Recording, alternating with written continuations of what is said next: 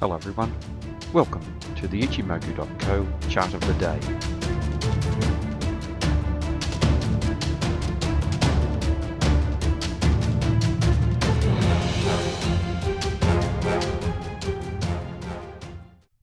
Firstly to the S&P 500 on the daily charts, and here we see some stronger selling today than we've seen for the last couple of weeks.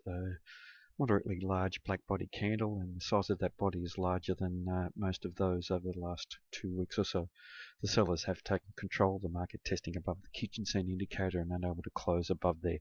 This is the third consecutive day that we have been trading below the Kijun-sen, suggesting a just moderately weak market in that medium-term time frame. We have transitioned from a strong bull in that medium-term time frame where we're trading above that pink indicator Kijun-sen to then trading down below with only one previous close above there.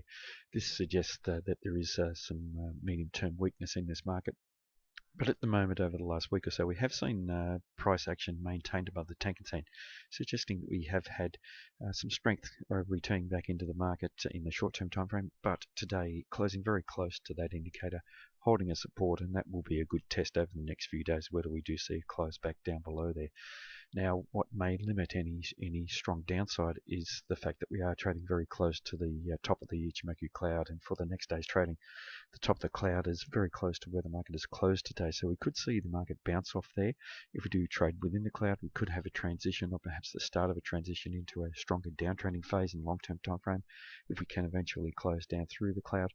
But more importantly, if we do close within the cloud, a transition from a bull market in the longer term time frame to a neutral market, and perhaps a transition into that downtrending phase.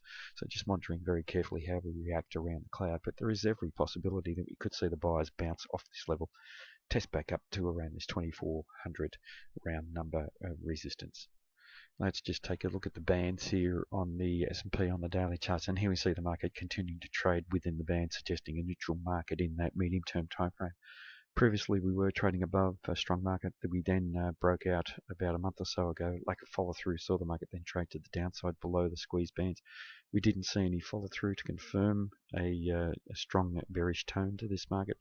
We then rallied back up to the bands, found resistance, sold off in a very weak manner where the buyers had taken control. We rallied back up towards the middle of the band, so we are now finding support around that lower band and resistance at the upper band. So a market that's pretty much in neutral, in limbo at the moment.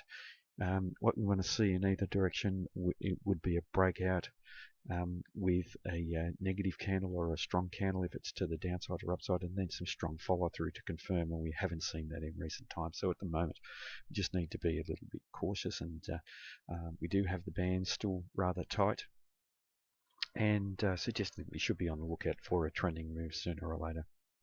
Just taking a quick look at the weekly chart with the S&P, and for the previous week the market did test down through the Tenkan-sen indicator, but it has held a support, so that's going to be an important benchmark.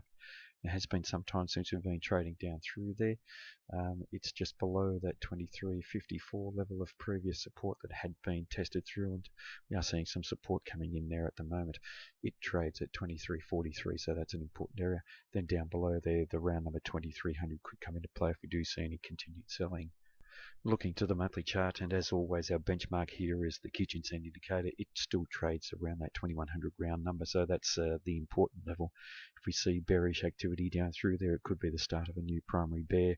We are a long way away from there, about 15% away from there, so the market still can fall quite a bit before we're convinced that we do have a primary bear market. So still, this market is looking fairly strong in the depth of price activity away from each of the Ichimoku indicators.